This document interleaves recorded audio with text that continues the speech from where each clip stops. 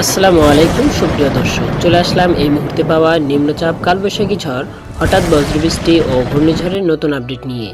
এবার ধেয়ে আসছে তীব্র বজ্রবৃষ্টি, রাতের মধ্যেই হতে পারে বিক্ষিপ্ত মেঘ বৃষ্টি। এ অবস্থা থাকতে পারে আগামী 20 জুন পর্যন্ত। এখানেই শেষ নয়, বঙ্গোপসাগরে তৈরি হতে পারে নতুন নিম্নচাপ, আঘাত হানতে পারে উপকূলীয় অঞ্চলে। ভারী বৃষ্টিতে উত্তরে হতে পারে আকস্মিক বন্যা। ইতিমধ্যে আবহাওয়া দফতর থেকে জারি করা হয়েছে বিশেষ সতর্কবার্তা।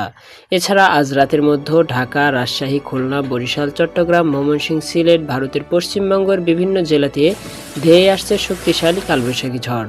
সেই সাথে কয়েকটি জেলাতে ভারী থেকে অতি ভারী বৃষ্টিপাত এবং ভয়ঙ্কর বজ্রপাত ও শিলাবৃষ্টিপাতের সতর্কতা রয়েছে।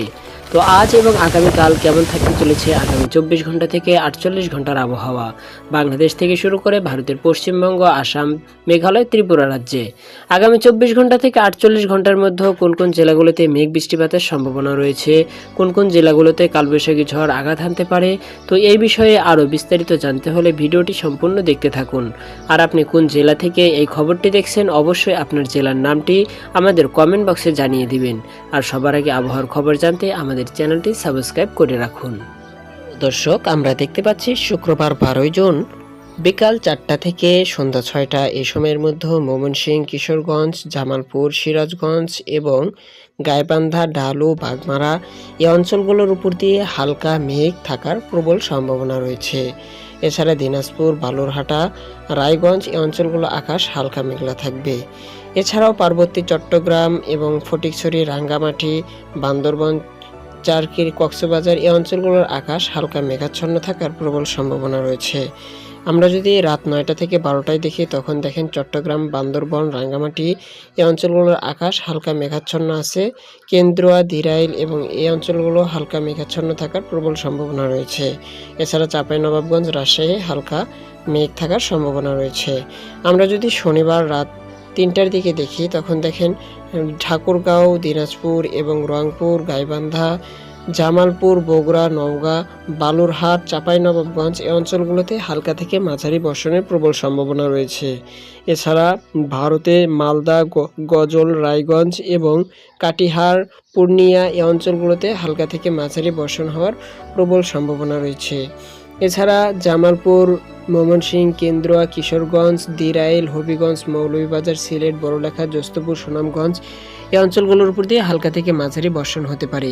বিশেষ করে খাগড়াছড়ি এখানে প্রবল বর্ষার আপনার ঝড় বৃষ্টির সম্ভাবনা রয়েছে এবং বজ্র সহকারে বৃষ্টি হতে পারে খাগড়াছড়ি, মহলছড়ি এবং লংদই এই অঞ্চলগুলোতে। এছাড়া ফটিকছড়ি, হাটহাজারী, রাঙ্গুনা এবং চট্টগ্রাম, রাঙ্গামাটি, আনোয়ারা এই অঞ্চলগুলোর হালকা মাঝারি বৃষ্টির প্রবল সম্ভাবনা রয়েছে। এছাড়া বাঁশখালী, লোহাপাড়া এবং বান্দরবন এই অঞ্চলে হালকা মেঘাচ্ছন্ন থাকার প্রবল সম্ভাবনা রয়েছে। আমরা যদি সকাল 8টার দিকে খেয়াল করি তখন ময়মনসিংহ, বাগমারা এই অঞ্চলে হালকা মেঘ রয়েছে। এছাড়া আইজল এই অঞ্চলে কিন্তু প্রচুর পরিমাণ বৃষ্টির সম্ভাবনা রয়েছে।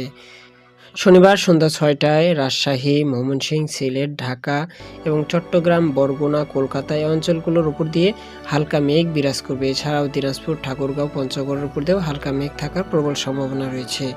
আমরা যদি শনিবার 9টার দিকে দেখি ময়মনসিংহ, সিলেট, জ্যোতিপুর, বড়লেখা, মৌলভীবাজার এই অঞ্চলগুলোর উপর দিয়ে মেঘ বৃষ্টি বিরাজ করবে। এছাড়া গাইবান্ধা, রংপুর, নেত্রকোনা, কুড়িগ্রাম, ঠাকুরগাঁও, পঞ্চগড়, দিনাজপুর এই অঞ্চলের আকাশ হালকা মেঘাচ্ছন্ন থাকবে। আমরা যদি রবিবার রাত 1টায় দেখি ময়মনসিংহ, সিলেট অঞ্চলে ভারী বর্ষণের প্রবল সম্ভাবনা রয়েছে।